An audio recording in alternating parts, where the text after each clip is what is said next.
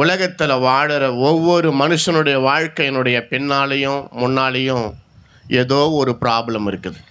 లోకంలో బ్రతుకుతున్నటువంటి మానవులందరి ముందో వెనకో ప్రతి చోట ఎక్కడో ఒక సమస్య ఉండే ఉంటుంది. ஒரு ஹாஸ்பிட்டலாண்ட போய் நின்றா அந்த ஹாஸ்பிட்டலாண்ட வர ஆம்புலன்ஸுங்க, அந்த ஹாஸ்பிட்டலாண்ட வந்து நிற்கிற ஜனம், சொந்தம் பந்தம், அவங்களுடைய முகம், அந்த காட்சியெல்லாம் பார்க்கும்போது மனசே நமக்கு உடையுதுன்னா எவ்வளோ ப்ராబ్లం அவங்கள சுற்றி இருக்குதுன்னு பாருங்கள். ఒక హాస్పిటల్కి వెళ్తుంటే అక్కడికి వచ్చేటువంటి అంబులెన్స్లు, ఆ అంబులెన్స్లో వస్తున్న పేషెంట్లు, వాళ్ళ బంధువులు, వాళ్ళ స్నేహితులు, వాళ్ళ యొక్క ఏడుపులు, రోదనలు వింటున్న తర్వాత ఎంతమంది ఎన్ని సమస్యలతో అక్కడ ఉన్నారో మనకు అర్థమవుతుంది. ஒரு போலீஸ் ஸ்டேஷன், ஒரு கோர்ட், அந்த போலீஸ் ஸ்டேஷன் அண்டையும் அந்த கோர்ட் அண்டையும் ஜனங்க கும்பலாக நின்றுன்னு இருக்கும் பொழுது அவங்க ப்ராப்ளம் என்ன, அவங்க கஷ்டம் என்ன, ஏன் இந்த கோர்ட் அண்டை, ஏன் இந்த போலீஸ் ஸ்டேஷன் அண்டை ஜனங்க நிற்கிறாங்க அப்படின்னு யோசிக்கும்போது அவங்கள சுற்றி எத்தனை ப்ராబ్లం இருக்குதோ కొంచెం யோசனை பண்ணி பாருங்க. పోలీస్ స్టేషన్ దగ్గరికి వెళ్తున్నప్పుడు, కోర్టుల దగ్గరికి వెళ్తున్నప్పుడు జనాలు గుంపులుగా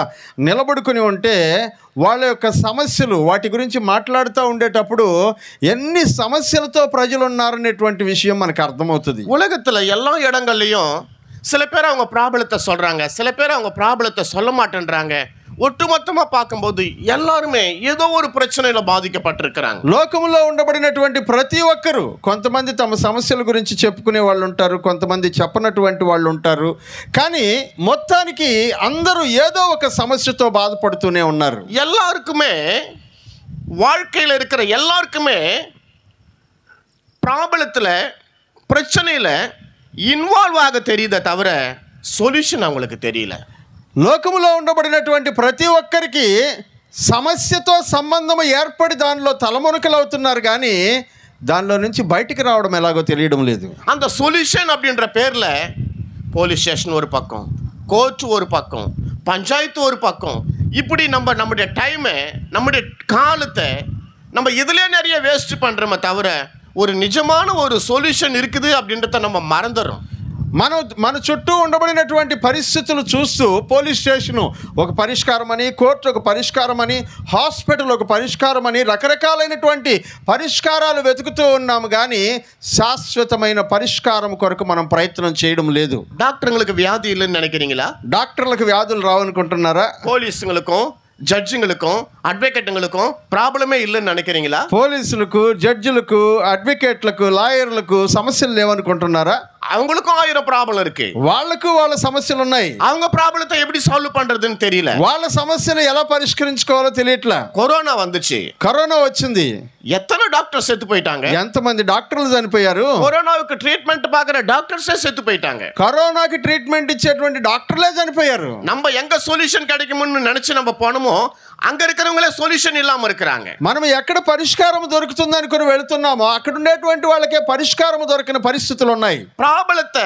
ப்ராப்ளத்தில் போய் நம்ம விடுறோமே தவிர அந்த ப்ராப்ளத்திலிருந்து வெளியே வர்றதுக்கான பரிகாரம் என்ன அப்படின்ற ஒரு கன்க்ளூஷன் அங்கே நம்மளால் போக முடிய மாட்டேங்குது. సమస్యలోనికి వెళ్ళి మనము దానిలో తనమునకలు అవుతున్నామే, కానీ సమస్య నుంచి బయటికి వచ్చే ఒక ముగింపు కొరకు మనం ఎదురు చూడలేకపోతున్నాం. హస్బెండ్ వైఫ్కుள்ள ప్రాబ్లం, భార్య భర్తల మధ్యలో సమస్యలు, அப்பா அம்மாக்குள்ள ప్రాబ్లం, తల్లిదండ్రులకు సమస్యలు, పిల్లங்க పెற்றோர்களுக்கு ప్రాబ్లం, పిల్లలకు పెద్దలకు మధ్యలో సమస్యలు, ఊర్ ప్రాబ్లం, ఊర్లో ఉండే సమస్యలు, రిలేటివ్ ప్రాబ్లం, బంధుత్వంలో సమస్యలు, ప్రాబ్లం நம்மள சுத்தி இருக்கு. సమస్యలు మనల్ని చుట్టి ఉన్నాయి ప్రియులారా. இதுல பகைதான் அதிகமாகுதே தவிர దీనిలో పగ పెరిగిపోతుందే గానీ ஒரு சொல்யூஷன், ஒரு கன்க்ளூஷன், ஒரு முடிவு அதுக்கு வரவே மாட்டேங்குது. పరిష్కారము, ముగింపు లేకపోతే ఇక్కడ ఫుల్ స్టాప్ అనేటువంటి పరిస్థితి కనబడడం లేదు. ஏன்னா நம்ம இப்படிதான் சொல்றோம். ఎందుకంటే మనం ఇలాగే చెప్తున్నాం. நான் சாவரி வரையும் உங்ககிட்ட பேச மாட்டேன், నేను చచ్చేవాక నీతో మాట్లాడను, நான் சாவரி வரையும் உங்ககிட்ட సంబంధం నేను வெச்சுக்க மாட்டேன், చచ్చినా కూడా నీతో సంబంధం పెట్టుకోను, நான் செத்தா சாவன தவிர இந்த வீட்டுக்கு வர மாட்டேன், నేను చచ్చినా చేస్తాను కానీ నీ ఇంట్లో అడుగు పెట్టను.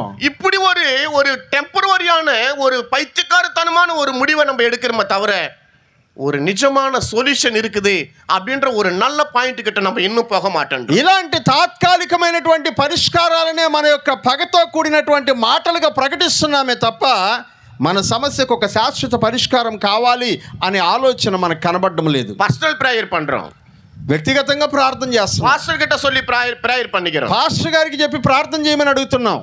என்னன்னா நம்பாத வரை, என் மனசுல எனக்குன்னு ஒரு பாசிட்டிவான எண்ணத்தை நான் உருவாக்கி கொள்ளாத வரையில ஜெபம் என்பது வார்த்தைகளா இருக்குமே தவிர அது ఔషధமா இருக்காது.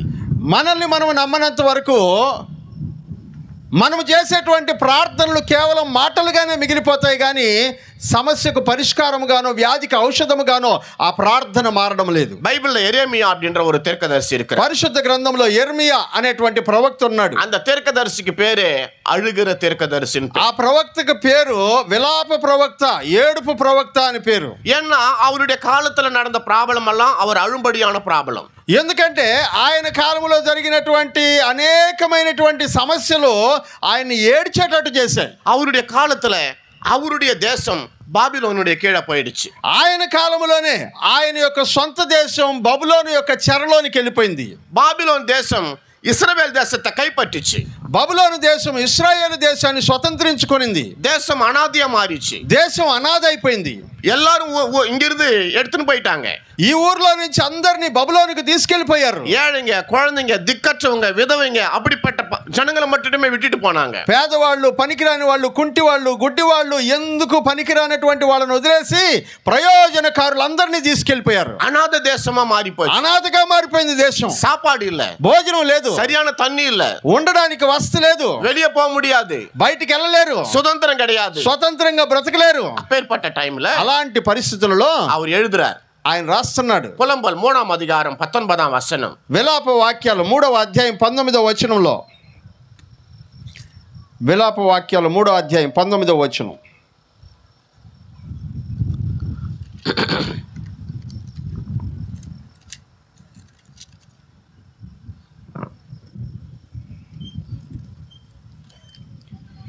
విలాప వాక్యాలు 3వ అధ్యాయం 19వ వచనం. నా శ్రమను, నా దురవస్థను, నేను త్రాగిన మాచుపత్రిని, చేదును జ్ఞాపకము చేసుకొనుము.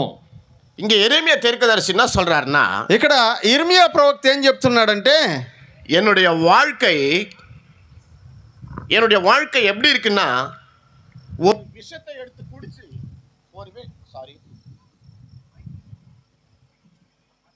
Praise Lord, praise Lord, praise no problem, నేనే ప్రాబ్లం సారీ.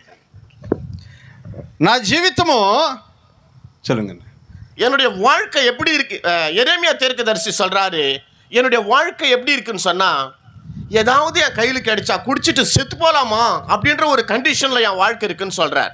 ఇర్మియా ప్రవక్త అంటున్నాడు, నా జీవితం ఎలా ఉందో తెలుసా, ఏదన్నా విషయం దొరికితే తాగి చచ్చిపోదాం అనుకుంటున్నాను అంటున్నాడు. தமிழ் பைபிளுடைய டிரான்ஸ்லேஷன் அப்படிதான் இருக்கு.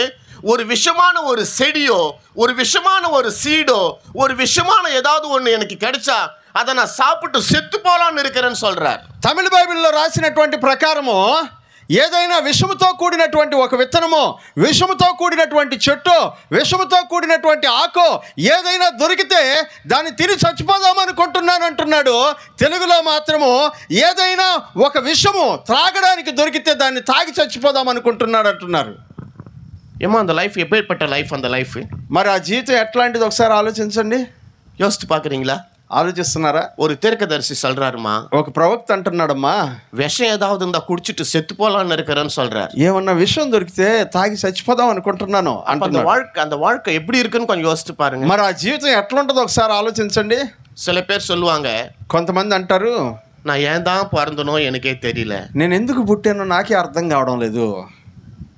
எல்லாரும் சொல்ற வார்த்தை தான் இது. అందరూ అంటుంటాం. என்ன வாழ்க்கை కసపాయిడ్చి, ఎందుకంటే జీవితం చేదైపోయింది, வாழ்க்கையே ప్రాబ్లమా మారిపోச்சு, జీవితమే సమస్యగా మారిపోయింది. நான் ஏன் தான் பிறந்தனோ தெரியலையே, నేను ఎందుకు పుట్టానో అర్థం కావడం లేదు. சில பேர் அவங்களே திட்டிப்பாங்க, కొంతమంది తమను తామే తిట్టుకుంటారు, சில பேர் அவங்களே அடிச்சுப்பாங்க, కొంతమంది తమను తామే కొట్టుకుంటారు. ஏன்னா ப்ராப்ளத்தில் நம்ம ப்ராப்ளமா மாறிட்டோம். அந்த ப்ராబ్ளத்திலிருந்து வெளியே வரதுக்கான ஒரு சரியான வழியை நம்ம கண்டுபிடிக்காம போயிட்டோம். సమస్యల్లో మనమే ఒక సమస్యగా మారిపోయాము. ఆ సమస్య నుంచి బయటకు వచ్చేటువంటి దారి కనబడినటువంటి వాళ్ళుగా ఉండిపోయాం. அவர் சொல்றாரு, நான் படுற కష్టத்தை, நான் படுற தவிப்பை కొంచెం நினைத்தருளும் ஆண்டவரே அப்படின்னு சொல்றாரு. ఆయన అంటున్నాడు, నా శ్రమను, నా దురవస్థను జ్ఞాపకం చేసుకో దేవా అంటున్నాడు. அப்போ அவருடைய கஷ்டம், அவருடைய ப்ராப்ளம், ஏதாவது சாப்பிட்டு சூசைட் பண்ணிக்கலாம் அப்படின்ற ஒரு நிலைமையில இருக்கிற அவருடைய வாழ்க்கையை ஆண்டவரிடத்தில் அவர் சொல்றார். ఆయన అంటున్నాడు, నాకుండేటువంటి సమస్య ఎంత పెద్దదో తెలుసా, ఏదో ఒకటి తినో తాగో చచ్చిపోదాం అనుకుంటున్నాను ప్రభువా అని అంటున్నాడు. 24వ వచనం, అందులో 24వ వచనంలో, యెహోవా నా భాగమని నేను అనుకొనుచున్నాను, ఆయన యందు నేను నమ్మిక ఉంచుకొనుచున్నాను. 25 రచ. తన్ను ఆశ్రయించు వారి ఎడల యెహోవా దయాళుడు, తన్ను వెదుకు వారి ఎడల ఆయన దయచూపువాడు. హల్లెలూయా, హల్లెలూయా. அவரை தேடுகிறவர்களுக்கு கர்த்தர் நல்லவர். ఆయనను వెతికేటువంటి వారికి ఆయన మంచివాడై ఉన్నాడు. எல்லா ப்ராப்ளத்தையும் சொல்லிட்டாரு. అన్ని సమస్యలను చెప్పేశాడు. நான் செத்துடலான்னு இருக்கிறேன், నేను చచ్చిపోదాం అనుకున్నాను, என் வாழ்க்கை பிச்சா இருக்குது, నా జీవితం దురవస్థలో ఉంది, என் வாழ்க்கை நல்லாவே இல்ல, నా జీవితం సరిగా లేదు. ஆனா அவர் கன்க்ளூஷனுக்கு வர்றாரு. కానీ ఆయన ఒక ముగింపులోనికి వస్తున్నాడు. அவரை தேடுகிறவர்களுக்கு அவர் நல்லவர். ఆయనను వెతికేటువంటి వారికి కరుణ కలిగినటువంటి వాడై ఉన్నాడు ఆయన. ఆమె அவரை தேடுகிறவர்களுக்கு அவர் நல்லவர். ఆయనను వెతికేటువంటి వారికి ఆయన మంచివాడై ఉన్నాడు. உண்மையாகவே நாம் அவரை தேடும் பொழுது, నిజముగానే మనం ఆయన్ని వెతికినప్పుడు, உண்மையாகவே நாம் அவரை நம்ம தேடி வரும் பொழுது, నిజముగానే మనం ఆయన్ని వెతికి వచ్చినప్పుడు, எரேமியா தீர்க்கதரிசி சொல்றாரு, యెరెమీయా అంటున్నారు, அவர் நல்லவர். ఆయన మంచివాడై ఉన్నాడు. கர்த்தர் யாரு? దేవుడు ఎవరంట? அவர் நல்லவர். ఆయన మంచివాడై ఉన్నాడు. அவர் ரொம்ப நல்லவர். ఆయన చాలా మంచివాడు. என் வாழ்க்கை சேது, నా జీవితం చేదు, இந்த சேதான வாழ்க்கைக்கு ఈ చేదైన జీవితానికి அவர் நல்லவர். ఆయనే మంచివాడు.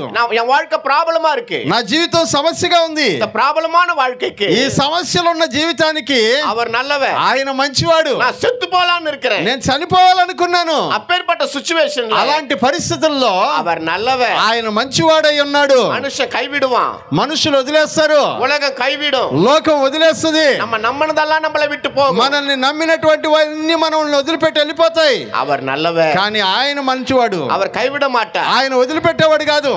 ஆகார் சொன்ன அந்த ஆகார்ன்ற ஒரு அம்மா சொன்னாங்க, హాగర్ అనేటువంటి ఒక స్త్రీ చెప్పింది, ஆண்டவரே நீர் என்னை காண்கிற தேவன் அப்படின்னு சொன்னாங்க. దేవుడా నువ్వు నన్ను చూచు దేవుడు అయి ఉన్నావనింది. என் ப்ராப்ளத்தை பார்க்கிறவர் அவரு, నా సమస్యను చూసేటువంటి వాడు నువ్వు. அவர் பார்க்கிறவர் மாத்திரமல்ல, ఆయన చూచువాడు మాత్రమే కాదు, நம்முடைய ப்ராப்ளத்துக்கு ஒரு பர்மனன்ட்டான, ஒரு நிரந்தரமான, ஒரு நியாயமான పరిహారத்தை, ஒரு సొల్యూషన్ கொடுக்கிறவர் அவர். మన సమస్యకు ఒక శాశ్వతమైనటువంటి ఎప్పటికీ మరలా తిరిగి రానటువంటి పరిష్కారమును చూపించేటువంటి వాడు ఆయన. எவ்வளவு தூரம் நம்ம நம்புறோமோ அந்த அளவுக்கு கர்த்தர் நம்முடைய வாழ்க்கையினுடைய పరిస్థితుகளை மாற்றவர் వల్లவர். మనం ఎంత ఎత్తులో ఎంత ఉన్నతముగా ఆయన నమ్ముతామో అంత ఉన్నతముగా మన పరిస్థితులను మార్చగలిగినటువంటి దేవుడు ఆయన. என்னுடைய விசுவாசத்தின் அளவுதான் என் வாழ்க்கையை தீர்மானிக்கிறது. నా యొక్క విశ్వాసపు హద్దునే నా జీవితాన్ని నిర్ణయిస్తాయి. என்னுடைய விசுவாசத்தினுடைய సైజ్ தான் என் வாழ்க்கையினுடைய ఆశీర్వాదத்துக்கு కారణமா இருக்கு. నా విశ్వాసము యొక్క పరిమాణమే నా యొక్క జీవితపు ఆశీర్వాదానికి కారణమవుతుంది. அவர் மேல நம்ம எவ்வளவு நம்பிக்கையா இருக்கிறோமோ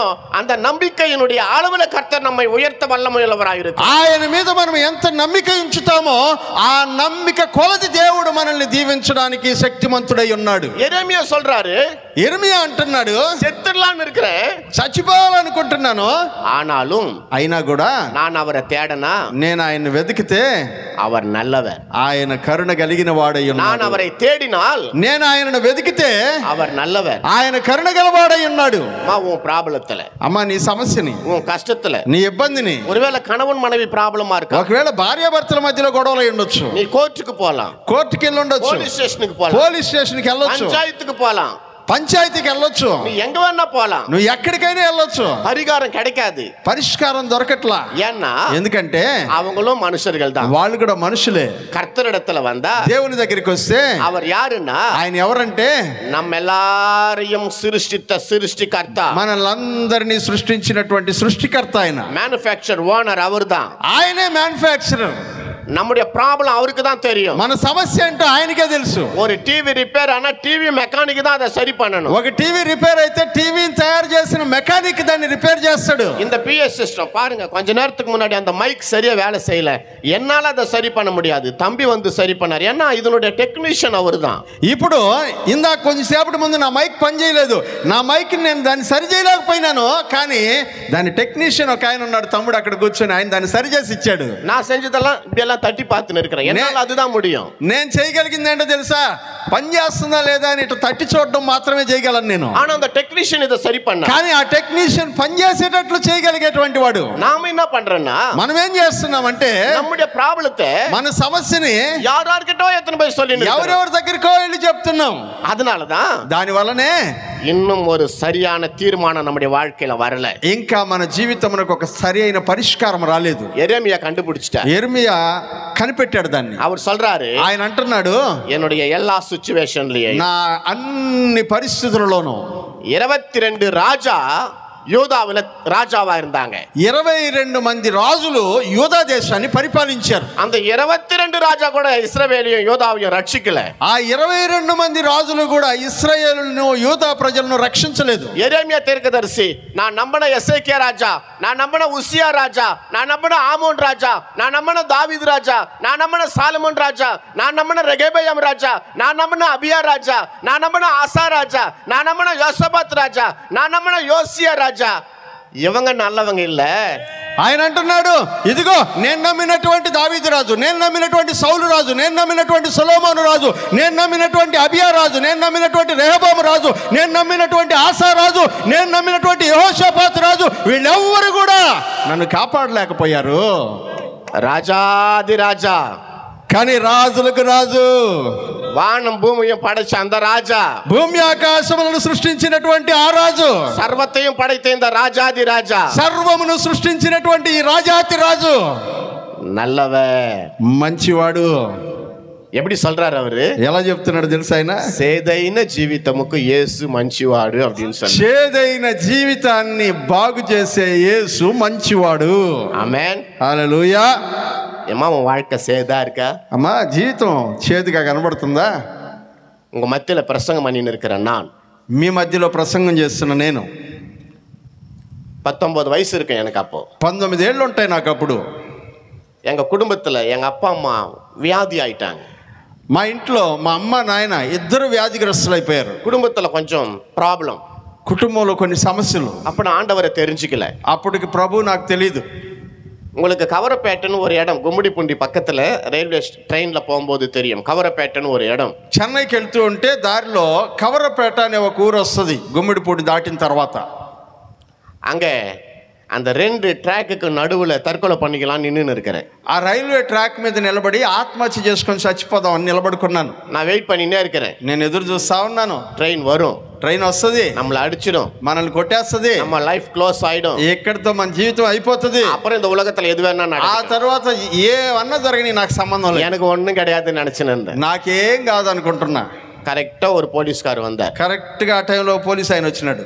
தம்பி ఇక్కడ ఎందుకు నిలబడుతుండావుன்னு கேட்டார். తమ్ముడు ఇక్కడ ఎందుకు నిలబడుకోండావు అని అడిగినాడు. நான் சொன்னேன், నేను చెప్పాను, செத்துடலான்னு இருக்கிறேன் சார். చచ్చిపోదాం అనుకుంటున్నానండి. அவர் சொன்னாரு. ఆయన అన్నాడు, ஏன்னு கேட்டார். ఎందుకని? வாழ்க்கையே பிடிக்கலன்னு சொன்னேன். జీవితమే నచ్చడం లేదండి అని చెప్పాను. அவர் சொன்னாரு, ఆయన అన్నాడు, రా మన ఇద్దరు కలిసి చచ్చిపోతాము.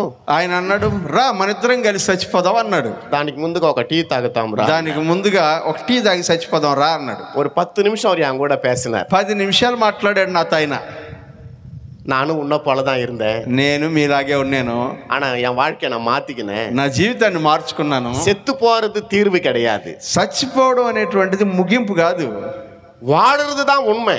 జీవితం జీవించడమే వాస్తవం. சின்ன சின்ன பிரச்சனைகள்லாம் நீ செத்து போய் நிந்தியானா, చిన్న చిన్న సమస్యలకంతా చచ్చిపోతుంటే, சின்ன சின்ன கல்லெல்லாம் பார்த்து நீ செத்து போயிருந்தா, பெரிய பெரிய மலையெல்லாம் பார்க்கும்போது நீ எப்படி நிப்பன்னு చిన్న கேட்டேன். చిన్న రాళ్ళు అడ్డం వస్తున్నాయని చచ్చిపోతుంటే పెద్ద పెద్ద పర్వతాలను అధిరోహించేది ఎప్పుడు నువ్వు?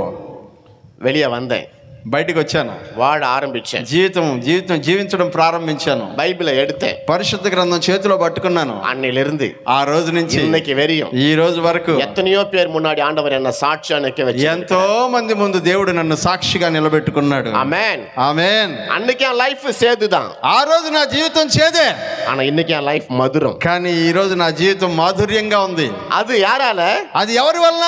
அவர் நல்லவர், ఆయన మంచివాడై அவர் ఉన్నాడు. நல்லவர், ఆయన మంచివాడై ఉన్నాడు. హల్లెలూయా, హల్లెలూయా, హల్లెలూయా, హల్లెలూయా. நல்லவர் நல்லவர் நல்லவர் நல்லவர் இயேசு நல்லவர், இன்றும் என்றும் என்றுமே இயேசு நல்லவர். நல்லவர் நல்லவர் நல்லவர் நல்லவர் இயேசு நல்லவர், அன்றும் இன்றும் என்றுமே இயேசு நல்லவர். உனக்கு நல்லவர், எனக்கு நல்லவர், நமக்கு நல்லவர், என்றும் நல்லவர். அவர் நல்லவர், ఆయన మంచివాడు. ఈ రోజు మంచివాడు, రేపు మంచివాడు, ఎప్పుడు మంచివాడు. ఈ రోజు మంచివాడు, రేపు మంచివాడు, ఎప్పటికీ ఆయన మంచివాడు. இது எப்போ பாஸ்டர் சொல்லணுங்களா? அந்த பாட்டு ஒரு லைன் பாடு சொல்றேன். பாடு சொல்றேன்.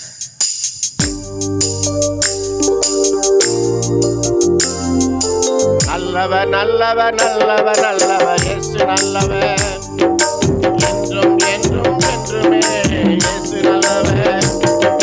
நல்லவர் நல்லவர் நல்லவர் நல்லவர் இயேசு நல்லவர், அன்றும் இன்றும் என்றுமே இயேசு நல்லவர்.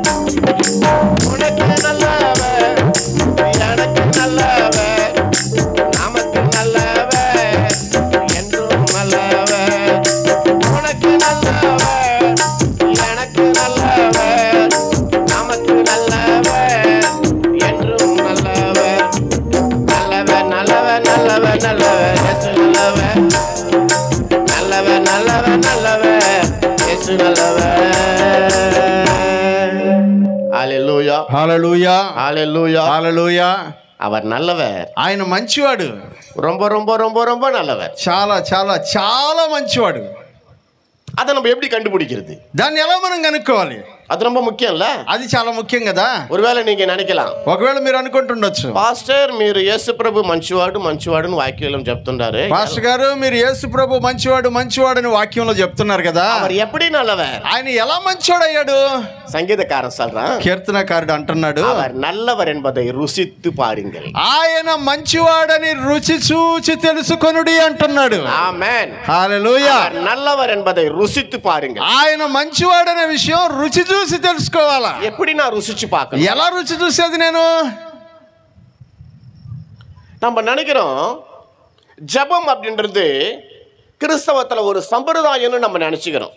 మనం అనుకుంటున్నాం ప్రార్థన అంటే క్రైస్తవ సంప్రదాయంలో ఒక భాగం అనుకుంటున్నాం.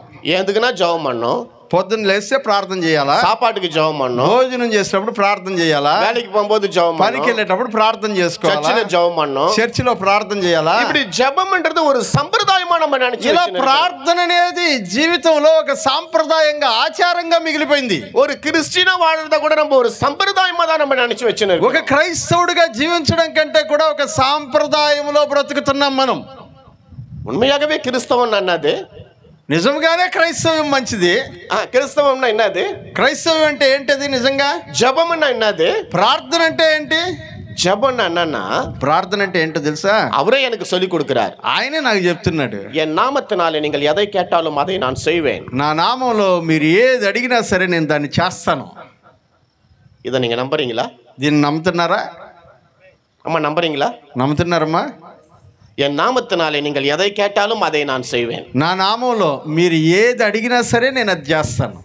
எலியா ஜெபம் பண்ணார், ఏలియా ప్రార్థన చేశాడు, மழையே வரல, వర్షమే రాలా. என்ன ஜெபம் அந்த ஜெபம்? ఏం ప్రార్థన అది? மழை வரக்கூடாதுன்னு ஜெபம் பண்ணார், వర్షం రాకూడదని ప్రార్థన చేశాడు, மழையே வரல. వర్షమే రాలేదు. மழை வரணும்னு ஜெபம் பண்றார், వర్షం రావాలని ప్రార్థన చేశాడు, மழை வருது. వర్షం వచ్చింది. நம்ம பண்ண அப்படி நடக்குமா? మనం ప్రార్థన చేస్తే అలా జరుగుతుందా? எனக்கு இங்கிருந்து பார்த்தா உங்களை சரியா தெரியல. నాకు ఇక్కడి నుంచి మిమ్మల్ని చూస్తుంటే మీరు సరిగా కనపడడం లేదు. ஏன்னா ఎందుకంటే இந்த லைட் எல்லாம் எங்களை தான் காட்டுது. ఈ లైట్లన్నీ మా ముఖాల మీదే ఉన్నాయి, మీ ముఖాల్లో లేవు. இந்த லைட் எல்லாம் ஏன் எங்க மேல வச்சாங்கன்னா, ఈ లైట్ మా ముఖం మీద ఎందుకు వేసినారంటే ஒரு சம்பவம் ஒன்று ஞாபகம் வருது. నాకు ఒక సంఘటన గుర్తొస్తుంది. విజయవాడలో ஒரு మీటింగ్లో பேசுறதுக்காக என்ன கூப்பிட்டு విజయవాడలో ఇలాగే ఒక కూటంలో మాట్లాడడానికి పిలిచారు నన్ను. அந்த மீட்டிங்ல நான் பேசின்னு இருக்கேன். ఆ మీటింగ్ లో నేను మాట్లాడుతున్నాను. இது போல குட்டி பசங்க எல்லாம் முன்னாடியே உட்கார்ந்து ఇలా చిన్న చిన్న పిల్లలందరూ ముందు లైన్ లో కూర్చో ఉన్నారు. ஒரு பையன் என்னையே கவனிச்சுன்னு இருக்கான். ఒక పిల్లోడు నన్నే చూస్తున్నాడు. என்ன அந்த மீட்டிங் நடத்தின பாஸ்டர், சென்னையிலிருந்து வந்த பாஸ்டர் ஞானசேகர் அப்படின்னா இப்ப எப்படி அధ్యక్షుడు பாஸ்டர் சொன்னாரோ அது போல என்ன பத்தி சொல்லின்னு இருக்கிறார். ఇప్పుడు ఆ మీటింగ్ జరిపించేటువంటి పాస్టర్ గారు, ఇప్పుడు మన అధ్యక్షులు గారు ఎలాగైతే చెన్నై నుంచి వచ్చినటువంటి జ్ఞానశేఖర్ పాస్టర్ గారు కేర్ ఇండియా దైవజనులని పరిచయం చేశారో అట్లాగే ఆయన కూడా నన్ను పరిచయం చేస్తూ ఉన్నాడు. మెసేజ్ கொடுத்துன்னு இருக்கிறேன். அந்த பையன் என்னையே பார்த்துன்னு இருக்கிறான். వర్తమానం చెప్తా ఉన్నాను, ఆ పిల్లోడు నన్నే చూస్తూ ఉన్నాడు. நான் அப்படி போனா என்ன பார்க்கறான், இப்படி வந்தா அப்படி பார்க்கறான், அப்படி போனா என்னையே கவனிச்சுன்னு இருக்கிறான். నేను ఇటు పక్క పోతే నా వైపు చూస్తున్నాడు, అటు పక్క పోయినా నా వైపు చూస్తున్నాడు. స్టేజ్లో ఎక్కడ తిరిగినా నా వైపే వాడి కళ్ళన్నీ. మీటింగ్ எல்லாம் முடிஞ்சிச்சு. మీటింగ్ అయిపోయింది. பாஸ்டர் வீட்டில் எங்களை சாப்பிட கூப்பிட்டாங்க. పాస్టర్ గారి ఇంట్లో భోజనం ఏర్పాటు చేశారు. அந்த நேரம் பார்த்து அந்த பையன் நடந்தாரு. ఆ టైంలో చూస్తే ఆ పిల్లోడు నడిచి వస్తున్నాడు అక్కడికి. நான் அவன் கையை கெட்டியா பிடிச்சி నేను వాడి చేయి గట్టిగా పట్టుకొని நான் அவனை கேட்டேன். నేను అడిగినాను, ஏண்டா எல்லாரும் வசனத்தை கவனிக்கிறாங்க, நீ மட்டும் என்னையே பார்த்துன்னு இருக்கிற, நான் எப்படி போறேன் வரேன் என்னையே பார்த்துன்னு இருக்கிறிய ஏன்னு கேட்டேன். ఒరే నేను అటు ఇటు తిరుగుతూ ఉంటే నేను చూస్తూ ఉన్నాను నిన్ను స్టేజ్ మీద నుంచి. నేను ఎటు పోతే నువ్వు అటే చూస్తున్నావు, వాక్యమే వినట్లేదు. అందరూ వాక్యం వెంట ఏదో ఒక పక్క చూస్తున్నారు కానీ నువ్వు మాత్రం నేను ఎటు పోతే అటు చూస్తున్నావు, ఏంటి సంగతి అని అడిగాను. அவன் அப்போ ஒரு விஷயம் சொன்னான். అప్పుడు వాడు ఒక మాట చెప్పినాడు. அப்பதான் தெரிஞ்சது லைட் ஐயா என் பக்கம் வச்சாங்க. అప్పుడే నాకు అర్థమైంది లైట్లు నా పక్కకి ఎందుకు పెడుతుండారని. அவன் என்ன சொன்னான்னா, వాడు ఏమన్నాడంటే, చెన్నై నుంచి వచ్చేవాళ్ళు ఇంత నల్లంగా కూడా ఉండారా అన్న. அப்பதான் தெரிஞ்சது, ஆஹா இனி லைட் நம்ம பக்கம் தான் இருக்கணும், இல்லைன்னா நம்ம கலர் தெரியாது அப்படின்னு. అందుకేనంటే లైట్లు మా పక్క పెట్టేది. கர்த்தர் நல்லவர். దేవుడు మంచివాడు. எலியா ஜெபம் பண்ணார். ఏలియా ప్రార్థన చేశాడు. அவர் எப்படி ஜெபம் பண்ணார்னா, ఆయన ఎలా ప్రార్థించాడంటే, என் நாமத்தினால எதை கேட்டாலும் கிடைக்கும்னு சொன்னீங்கல்ல, నా నామంలో ఏది అడిగినా జరుగుతుందని చెప్పారు కదా. மழை வரக்கூடாது, వర్షం రాకూడదు. உங்க నామத்துல கேக்குறேன், మీ నామంలో అడుగుతున్నాను, மழை வரக்கூடாது, వర్షం రాకూడదు. மழை வரல. వర్షం రాలేదు. உங்க నామத்துல கேக்குறேன், మీ నామంలో అడుగుతున్నాను, மழை வரணும், వర్షం రావాలన్నాడు. மழை வந்துச்சு. వర్షం వచ్చింది. எலியாவின் தேவன் யாருடைய தேவன்? ఏలియా దేవుడు ఎవరి దేవుడై ఉన్నాడు? ఎవరు దేవుడమ్మా? ఎవరి దేవుడు? మన దేవుడు. మనకు కూడా దేవుడు ఆయన. హల్లెలూయా హల్లెలూయా. எலியாவினுடைய ஜெபத்தை கேட்டவர் நம்ம ஜெபத்தை கேட்க மாட்டாரா? ఏలియా ప్రార్థన విన్న దేవుడు మన ప్రార్థన వినడా? கண்டிப்பா கேட்பார், ఖచ్చితంగా వింటాడు. ஆனா కానీ ஜெபம் சம்பிரதாயமா இருந்தா ஜெபம் கேட்க மாட்டார். ప్రార్థన ఆచారం అయితే ఆ ప్రార్థన దేవుడు వినడు. எலியா சம்பிரதாய ஜெபம் பண்ணல. ఏలియా సాంప్రదాయ ఆచారాల కోసం ప్రార్థన చేయట్లా, தேவனோடு கனெக்ட் ஆயிட்டார். దేవునితో అనుసంధానించబడ్డాడు. பாருங்க, இது ஆஃப் பண்ண மைக் ஆஃப் ஆயிடுது, இத போட்டா மறுபடியும் மைக் ఆన్ అవుతుంది. ఏడు చూడండి, ఒక స్విచ్ ఉంది, ఇది ఆపేస్తే మైక్ ఆగిపోతుంది, మళ్ళీ దాన్ని వదిలితే ఆన్ అవుతుంది మైక్. நிறைய நேரங்கள் ஆண்டவர் இடத்துல நம்ம எப்படி இருக்கிறோம்னா கனெக்షన్ இல்லாம இருக்கிறோம். చాలా సార్లు దేవుడికి మనకు ఉన్నటువంటి అనుబంధం లేకుండా కనెక్షన్ లేని వాళ్ళంగా కనబడుతున్నాం. ஆனா எலியா கனெக்ஷன்ல இருந்தார். కానీ ఏలియా ప్రార్థన చేసేటప్పుడు కనెక్షన్ బాగుంది. அதனால தான் அவர் சொன்னது அப்படியே நடந்தது. అందుకనే ఆయన చెప్పింది అట్లాగే జరిగింది. இப்ப நம்ம எல்லாருக்கும் ప్రాబ్లం இருக்குன்னு சொன்னல, ఇప్పుడు మనందరికీ సమస్యలు ఉన్నాయని చెప్పుకున్నాం కదా. எலியாவை போல நம்ம ஜெபம் பண்ணலாம். ఏలియా లాగా మనం ప్రార్థన చేయగలిగితే, அவர் தேவன் தான் நம்முடைய தேவன். ఆయన దేవుడు మన దేవుడు ఒక్కడే. அவரு கேட்டு நம்மள கேட்காம விட மாட்டார். ఆయన ప్రార్థన విని మన ప్రార్థన వినకుండా ఉండేవాడు కాదు ఆయన. அவரை மட்டும் அங்கீகரிச்சு நம்மள அங்கீகரிக்காம விட மாட்டார். ఆయనను మాత్రమే అంగీకరించి మనల్ని అంగీకరించకుండా పోయేవాడు కాదు. அந்த ஜெபம் நமக்கிட்ட இருந்துச்சுன்னா, ఆ ప్రార్థన మన దగ్గర ఉంటే, உன் ప్రాబ్లం என்னவோ, నీ సమస్య ఏంటో, உன் ప్రాబ్లం என்னவோ, నీ సమస్య ఏంటో, என் ప్రాబ్లం என்னவோ, నా సమస్య ఏంటో அவர்கிட்ட கேட்டா ఆయన దగ్గర అడిగితే பரிகாரம் அவரிடத்துல உண்டு. పరిష్కారం ఆయన దగ్గర ఉన్నది. எப்படி? ఎలా? அவர் நல்லவர். ఆయన మంచివాడు. நல்லவர் நல்லவர் நல்லவர் நல்லவர் இயேசு நல்லவர். அன்றும் இன்றும் என்றுமே இயேசு நல்லவர். நல்லவர் நல்லவர் நல்லவர் நல்லவர் இயேசு நல்லவர். அன்றும் இன்றும் என்றுமே இயேசு நல்லவர்.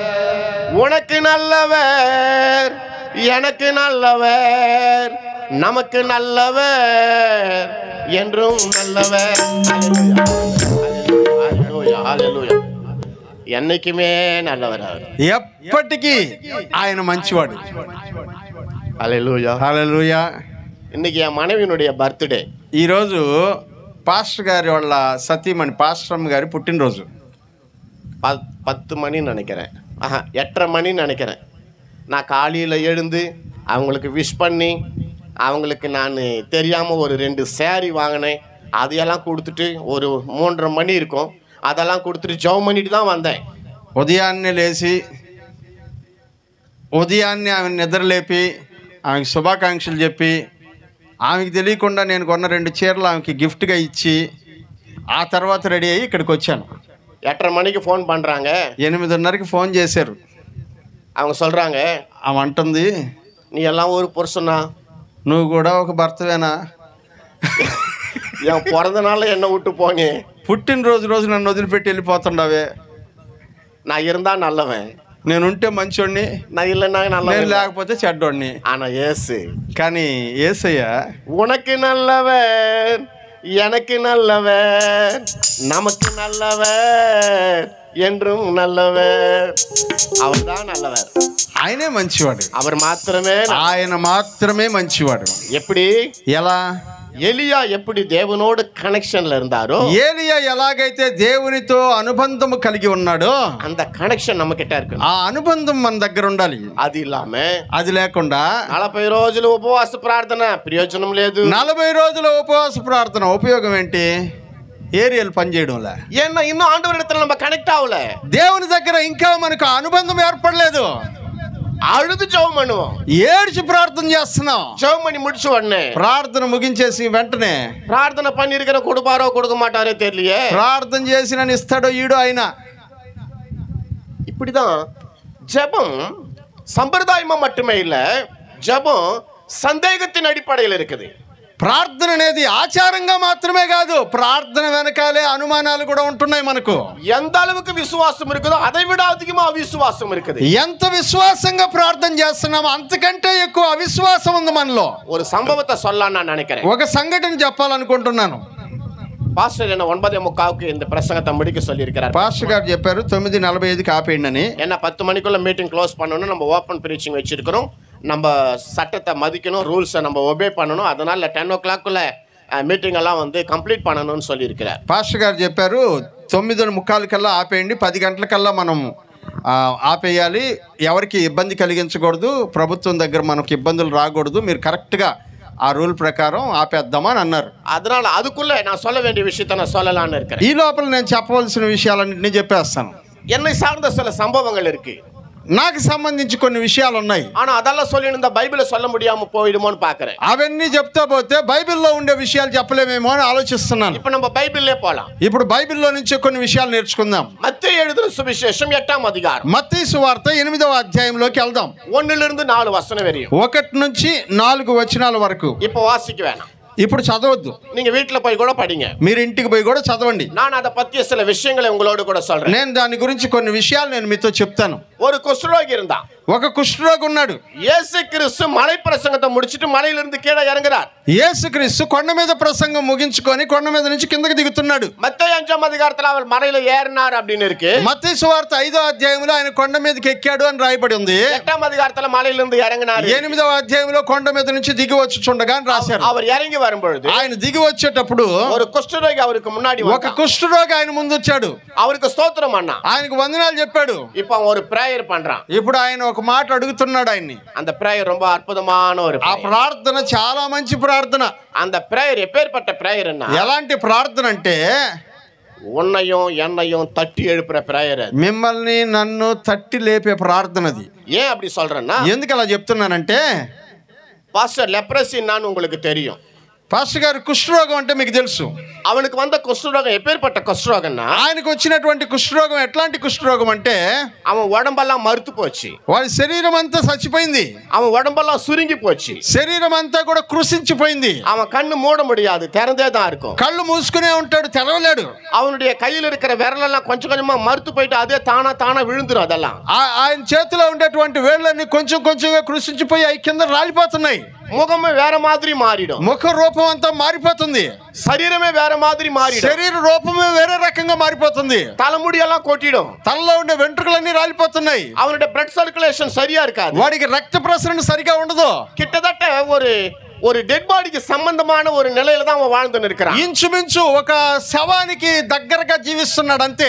அந்த காலத்துல அதுக்கு மெடிசினே கிடையாது, ఆ రోజుల్లో దానికి మందులు లేవు. மெடிசின் இல்லாத காலத்துல அவன் வாழ்ந்து இருக்கிறான். మందులు లేనటువంటి కాలంలో కుష్ఠరోగంతో బతుకుతున్నాడు. அப்படி வந்த குஷ்டரோகியை ஊருக்கு வெளியே போய் விட்டுருவாங்க. అలాంటి కుష్ఠరోగిని ఊరి బయట తీసుకెళ్లి వదిలేస్తారు. அவன் அவ்வளவுதான், அவன் వాళ్ళు అక్కడే ఉండాలా. யாரோ 100ல ஒருத்தர் 1000ல ஒருத்தர் தான் நல்லாயி ஆசாரியங்கிட்ட வருவாங்க. వాళ్ళల్లో ఎవడో వేలల్లో ఒకడు బాగుపడి దేవుని సన్నిధిలో దేవుని యొక్క యాజకుడి దగ్గరికి వచ్చి కనబడతాడు. அது ரொம்ப ரேர், அது చాలా అరుదు. ஆனா இவனுக்கு வந்த குஷ்டரோகம் அப்படி கிடையாது. కానీ వీడికి వచ్చిన కుష్ఠరోగం అట్లాంటిది కాదు. கிட்டத்தட்ட செத்துன்னு இருக்கிறான் அவன், ఇంచుమించు చచ్చిపోయే పరిస్థితి. அவனுடைய சரீரம், ఆయన శరీరం, அவனுடைய பிளட், ఆయన యొక్క రక్తం, அவனுடைய உடம்புல இருக்கிற தோல், ఆయన శరీరంలో ఉండే చర్మము எல்லாமே கிட்டத்தட்ட சுருங்கி ஸ்பரிசம் இல்லாம போயின்னு இருக்குது. అన్ని ఇంచుమించు స్పర్శ లేకుండా పోతున్నాయి. அவனுக்கு தெரியும், వాడికి తెలుసు அப்ப ட்ரீட்மெண்ட் கிடையாதுன்னு தெரியும், ఆ రోజుల్లో ట్రీట్మెంట్ లేదని తెలుసు, டாக்டர் இல்லைன்னு தெரியும், డాక్టర్ లేరని తెలుసు, இதுக்கு மெடிசினே இல்லைன்னு தெரியும், దీనికి మందులే లేవని తెలుసు, இதுக்கு సర్జరీயே இல்லைன்னு దీనికి தெரியும். సర్జరీ లేదని తెలుసు. ஏன்னா மூடன கண்ணு திறக்க வைக்கிற சர்ஜரி கிடையாது அது, ఎందుకంటే మూసినటువంటి కళ్ళను తెరిపించేటువంటి ఆపరేషన్ కాదు అది. உடம்பெல்லாமே மறுத்து போன உடம்ப மறுபடியும் சரி பண்ற மெடிசின் அப்ப கிடையாதுன்னு அவனுக்கு தெரியும். చచ్చిపోయినటువంటి శరీరమును మరలా బతికించేటువంటి మందులు ఆ రోజుల్లో లేవని వాడికి తెలుసు. அப்பேற்பட்ட சூழ்நிலையில అలాంటి పరిస్థితుల్లో இயேசுவை பார்த்து அவன் சொல்றான், యేసయ్య వైపు చూసి అంటున్నాడు, உமக்கு சித்தமானால் என்னை சுத்தமாக்க உம்மால் ஆகும். నీకు ఇష్టమైతే నన్ను శుద్ధి చెయ్యి, నేను శుద్ధుడిని అవుతాను అంటున్నాడు. ఆమేన్, ఆమేన్. ட்ரீட்மெண்ட்டே இல்லம்மா, ట్రీట్మెంట్ లేదు, மெடிசினே கிடையாது, మందులు లేవు, அதுக்கான ஸ்பெஷல் டாக்டரே கிடையாது, దానికి స్పెషలిస్ట్ డాక్టర్ లేరు. அவனை கொண்டு போய் ஊருக்கு வெளியே விட்டுட்டாங்க, వాడిని ఊరు బయట వదిలేశారు. ஸ்பரிசமே இல்ல அவனுடைய பாடியில, స్పర్శే లేదు వాడి శరీరంలో, கை காலினுடைய எண்டிங்ல எல்லாம் பிளட் சர்க்குலேஷனே கிடையாது, చేతులు కాళ్ళు వీటన్నిటికీ ఇక్కడికి వచ్చేటప్పటికే స్పర్శ లేదు. அப்பேற்பட்ட கண்டிஷன்ல இருக்கிறான். అలాంటి పరిస్థితుల్లో ఉన్నాడు. அவன் இயேசு கிட்ட ఆయన యేసయ్య దగ్గరికి వచ్చి அவன் சொல்றான், ஆண்டவரே ఆయన అంటున్నాడు, ప్రభువా எல்லாமே உண்மைதான், అన్ని నిజమే, டாக்டர் இல்ல, డాక్టర్ లేడు, மெடிசின் இல்ல, మందులు లేవు, హాస్పిటల్ இல்ல, హాస్పిటల్ లేదు, ட்ரீட்மெண்ட் இல்ல, ట్రీట్మెంట్ లేదు, எல்லாம் உண்மைதான். అన్ని నిజమే. உமக்கு சித்தமானால், నీ చిత్తమైతే, உமக்கு சித்தமானால் నీకు ఇష్టమైతే என்னை சுத்தமாக்க உம்மால் నన్ను ஆகும். శుద్ధునిగా చేయడం నీకు వల్ల అవుతుంది. இது நல்ல பிரேயரமா? ఇది మంచి ప్రార్థన. உனக்கு நல்லவர், எனக்கு நல்லவர், நமக்கு நல்லவர், என்றும் நல்லவர். குஷ்டரோகிக்கு ஆண்டவர் நல்லவரா? కుష్ఠరోగికి ప్రభు మంచివాడే కదా. మంచివాడమ్మా, మంచివాడా? హల్లెలూయా. அப்படி ஒரு ஜெபத்தை அவன் பண்றான். అలాంటి ప్రార్థన ఆయన చేశాడు. அங்க இருக்கிற ஜனங்க நிறைய, பைபிள் சொல்லுது அவர் மலையிலிருந்து இறங்கின போது திரளான ஜனங்கள் அவருக்கு பின்னாடி வந்தாங்கன்னு. అక్కడ చాలా మంది ప్రజలు ఉన్నారు. ఎందుకంటే వాక్యం చెప్తుంది, యేసు ప్రభు కొండ మీద నుంచి దిగొచ్చేటప్పుడు అనేక మంది జన సమూహం ఆయన్ని వెంబడిస్తూ ఉన్నారు. இவ்வளோ ஜனங்க அவனை பார்த்து என்ன நினைப்பாங்க? ఇంతమంది జనాలు ఆయన చూసి ఏమంటారు? டேய், இதெல்லாம் நடக்கிற காரியமா? రే, ఇవన్నీ జరుగుతాయంట్రా, నువ్వు ఏమో అడుగుతున్నావు? குஷ்டரோகம் போய் நல்லாவுமா? కుష్ఠరోగం బాగవుతుందంట్రా. ஊர்ல நல்லாவாதுன்னு தானே உன்னை கொண்டாந்து வெளியே விட்டுருக்காங்க. ఊర్లో నువ్వు బాగుపడే అవకాశం లేదని కదా ఊరు బయట వదిలేసింది నిన్ను. உனக்கு போய் நல்லாவுமா? నీకు బాగవుతుందా? பாவம் அவரை டிஸ்டர்ப் பண்ணாதுன்னு சொல்லியிருப்பாங்க. ఆయన ఇబ్బంది పెట్టబాకంటుంటారు. அவன் சொல்றான், ఆయన అంటున్నాడు, ஆண்டவரே దేవుడా, உமக்கு சித்தமானால் என்னை சுத்தமாக்க உம்மால் ஆகும். నీకు ఇష్టమైతే నన్ను శుద్ధినిగా చేయి అంటున్నాడు. தமிழ் பைபிள் அந்த வார்த்தை ரொம்ப అద్భుతமா இருக்கு. తమిళ బైబిల్లో చాలా బాగా రాశారు దాన్ని. ఉమ్మాల్ ఆగుం. ఆయన రాశాడు, నీకు ఇష్టమైతే నన్ను శుద్ధినిగా చెయ్యగలవు అంటున్నాడు.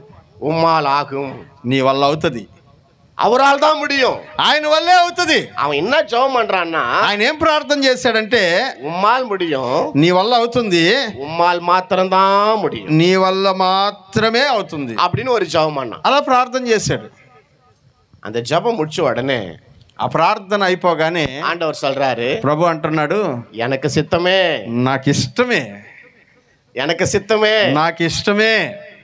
இப்ப அவர் ஆபரேஷன் பண்ணல, ఆయన ఆపరేషన్ చేయలేదు, மெடிசின் கொடுக்கல, మందులు ఇవ్వలేదు, ஒண்ணு மட்டும் செஞ்சார். ఒక్కటే చేశాడు, அவனை தொட்டார். ఆయన తాకాడు ఇలా అంతే. அவனுடைய ஜெபம் ఆయన ప్రార్థన அவரை தொட வச்சுது. యేసయ్య తనను తాకేటట్టు చేసింది. ஆமென். ఆమేన్. என்ன மாதிரி ஜெபம் அது? ఎలాంటి ప్రార్థన అది? அவன் பண்ண ஜெபம், ఆయన చేసిన ప్రార్థన இயேசு அவனை தொட்டார். యేసయ్య ఆయన తాకేటట్టు చేసింది. குஷ்டரோகி யாரும் தொடக்கூடாது. కుష్ఠరోగిని ఎవరు తాకకూడదు, அந்த காலத்துல தொடவே கூடாது. తాకనే కూడదు ఆ రోజుల్లో. அப்படி ஒருவேளை தொட்டுட்டா ఒకవేళ తాకితే அவங்கள கூட ஊரை விட்டு ஒதுக்கி, వాళ్ళు కూడా ఊరి నుంచి బయటపెట్టేస్తారు. இது இயேசுவுக்கும் நல்லா தெரியும். ఇది యేసయ్యకు బాగా తెలుసు.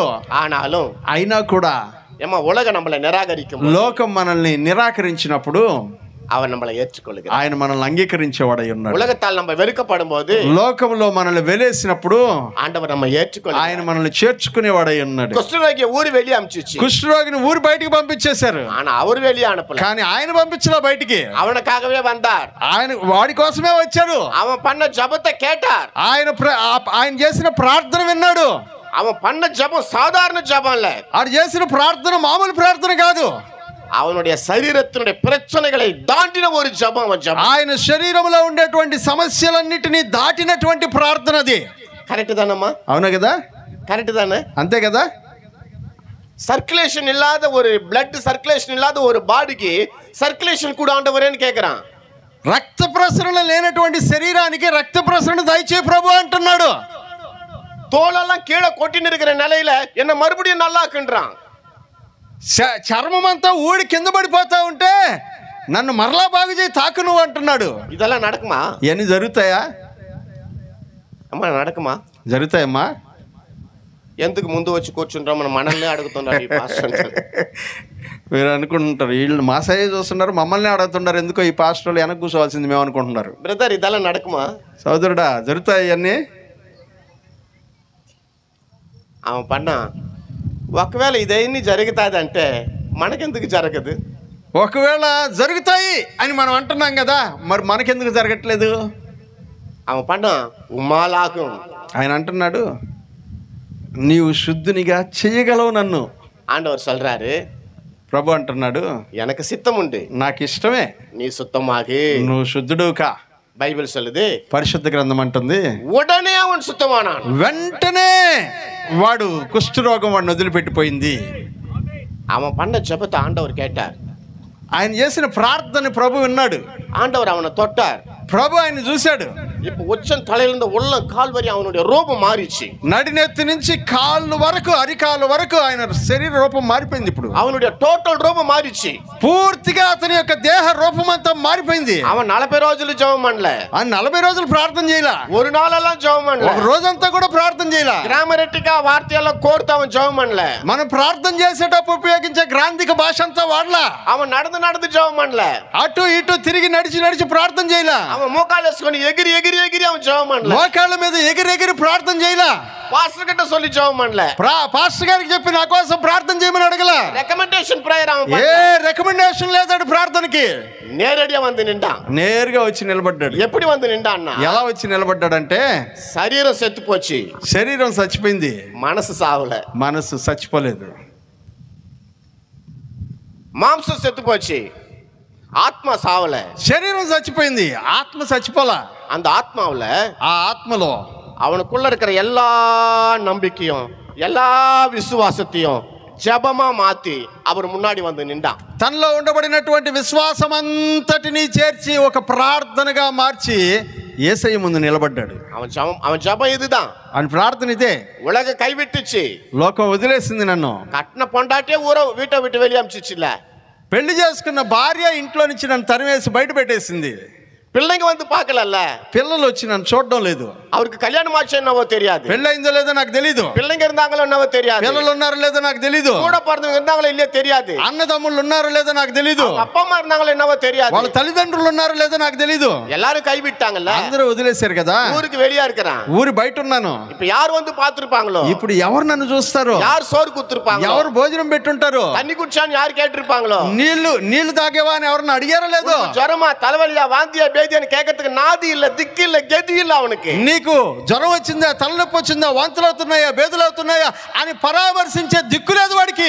அப்பேற்பட்ட కండిషన్ல, అలాంటి పరిస్థితుల్లో இப்ப எல்லா நம்பிக்கையும் விட்டுட்டான், ఇప్పుడు నమ్మిక అంతటిని పక్కన పెట్టేసి உறவு நம்பிக்கையை விட்டான், ఈ లోకంలో ఉండే బంధువుల నమ్మకాన్ని వదిలేసి, ஊர் நம்பிக்கையை விட்டான், ఊర్లో ఉండేటువంటి వారి నమ్మకాన్ని వదిలేసి, மத நம்பிக்கை அங்க இருக்கிற எருசலேம் தேவாலயத்தினுடைய மத நம்பிக்கையை கூட விட்டுட்டான், అక్కడ ఉండబడినటువంటి దేవాలయం యొక్క మత నమ్మకాన్ని కూడా వదిలేసి இயேசு கிறிஸ்து கிட்ட வந்தான். యేసయ్య దగ్గరికి వచ్చాడు. உம்மாலாகும், నువ్వు నన్ను శుద్ధినిగా చేయగలవు. ஆண்டவர் அவனை ஸ்வஸ்தப்படுத்தினார், ప్రభు వాడిని స్వస్థపరిచాడు. உடனே அவன் சுத்தமானான். వెంటనే వాడు స్వస్థపరచబడ్డాడు. இப்ப ஊரெல்லாம் பாக்குது, ఇప్పుడు ఊర్లో ఉండే వాళ్ళందరూ చూస్తున్నారు, எப்படி ఇది ఎలా జరిగింది, இந்த வாழ்க்கை எப்படி மாறிச்சு, ఈ జీవితం ఎలా మారింది. எந்த ஊர் மத்தியில தலை குனிஞ்சு நின்றானோ, எந்த ஊர்ல அவமானப்பட்டானோ, எந்த ஊர்ல வாழ முடியாதுன்னு சொல்லி அமிச்சாங்களோ, அதே ஊர்ல இப்ப தலை நிமிர்ந்து நடந்து இருக்கிறான் அவன். ఏ ఊర్లో తలంచుకున్నాడో, ఏ ఊర్లో బ్రతకూడదన్నారో, ఏ ఊరు నుంచి బయటికి నెట్టేశారో అదే ఊర్లో ఇప్పుడు తలెత్తుకొని నిలబడుతా ఉన్నాడు.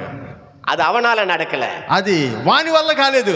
இயேசு அவனுடைய சிச்சுவேஷனை மாத்தினார். యేసు ఆయన పరిస్థితిని మార్చేశాడు. அவன் வாழ்க்கை சேதுதான், ఆయన జీవితం చేదే, அவனுடைய வாழ்க்கை கஷ்டம்தான், ఆయన జీవితం కష్టమే, அவனுடைய வாழ்க்கை ப்ராப்ளம் தான், ఆయన జీవితం సమస్యలే. சொல்யூஷனை கண்டுபிடிச்சிட்டான். కానీ పరిష్కారాన్ని వెతికి పట్టుకున్నాడు. அவன் கண்டுபிடிச்சது என்னன்னா, ఆయన వెతుక్కున్న పరిష్కారం ఏంటో తెలుసా? வாழ்க்கையின் ப்ராப்ளம் என்கிற கஷ்டத்துக்கு சொல்யூஷன் இயேசு கிறிஸ்து தான்றத கண்டுபிடிச்சான். జీవితంలో వచ్చేటువంటి సమస్యలు అనేటువంటి సమస్యలకి పరిష్కారం యేసయ్యే అని కనుగొన్నాడు. హల్లెలూయా, హల్లెలూయా. நான் உம்மை மறந்தாலும் நீர் என்னை மறவாமல் தினம் பார்த்து பார்த்து பாதுகாத்த அன்பை மறவேனோ. நான் உம்மை மறந்தாலும் நீர் என்னை மறவாலும் தினம் பார்த்து பார்த்து பாதுகாத்த அன்பை மறவேனோ. நான் நன்றி கட்டாலும் என்னை கொன்று போடாமல், நான் நன்றி கட்டாலும் என்னை கொன்று போடாமல், வாழ்நாளை கூட்டி வாழ வைத்த அன்பை மறவேனோ. வாழ்நாளை கூட்டி வாழ வைத்த அன்பை மறவேனோ.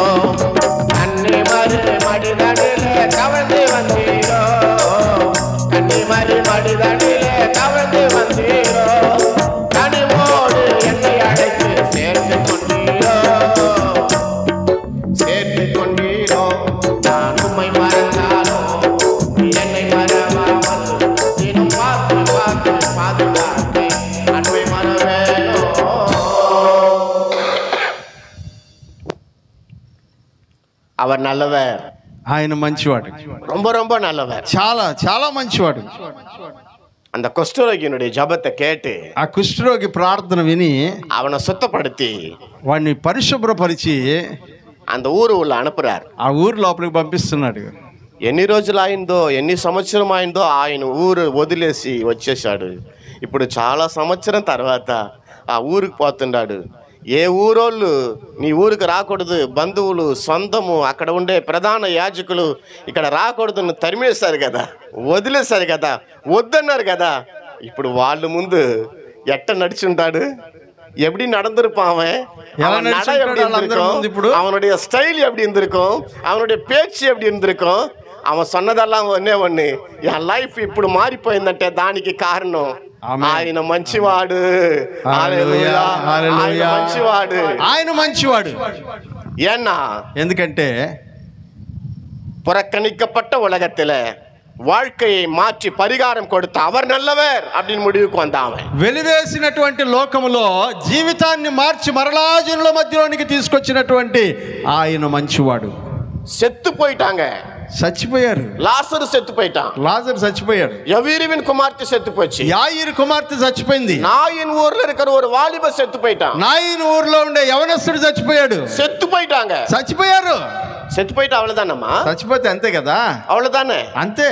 செத்து போன வேற ஏதாவது நடக்குமா? చచ్చిపోతే ఇంకేమన్నా జరుగుతుందా? జరుగుతుంది, జరుగుతుంది. భూస్థాపన జరుగుతుంది. அதுதானே நடக்கும். అదే కదా జరుగుతుంది. எல்லாம் அதுக்காக தான் ரெடியா இருப்பாங்க. అన్ని దాని కొరకే సిద్ధం చేస్తుంటారు. టైం అయిపోయింది, భూస్థాపన ఆరాధన చేయాలి, அதுதான் முடிவு. టైం అయిపోయింది, భూస్థాపన ఆరాధన చేసేయాలి, అదే ముగింపు. ஆனால் இயேசுவுக்கு அது முடிவு கிடையாது. కానీ యేసయ్యకి అది ముగింపు కాదు. வீட்டில் செத்து போச்சு, ఇంట్లో చనిపోయింది. அந்த பொண்ணை உயிரோடு எழுப்பினார். ఆమెను బ్రతికించాడు. தெருவெறியும் வந்துச்சு ஒரு డెడ్ బాడీ. ఒక శవం దారిలో దాకా వచ్చేసింది, ఊరు బయట దాకా. నాయిన్ என்ற ஊராண்ட, నాయిన్ ఊర్లో அவனை உயிரோடு எழுப்பினாரு. వాణ్ణి బ్రతికించాడు. లాజరు పొదిచి 4 నాள் ఆச்சு. లాజరుని సమాధి చేసి 4 రోజులు అయిపోయింది. அவனை உயிரோடு எழுப்பினாரு. ఆయన్ని కూడా బ్రతికించాడు. இதுல இருந்து ஆண்டவர் என்ன சொல்றாருன்னா, ఇందులో నుంచి ప్రభు ఏం చెప్తున్నాడు తెలుసా? చచ్చిపోయిన వాళ్ళనే తిరిగి లేసినాన్ని, చచ్చిపోయిన నీ జీవితంలో నేను మార్చనా? చచ్చిపోయిన వాళ్ళనే తిరిగి లేపగలిగిన శక్తిమంతుడినైన నేను చచ్చిపోయినటువంటి నీ జీవితాన్ని మార్చలేనా? నీ నమ్మితేనా?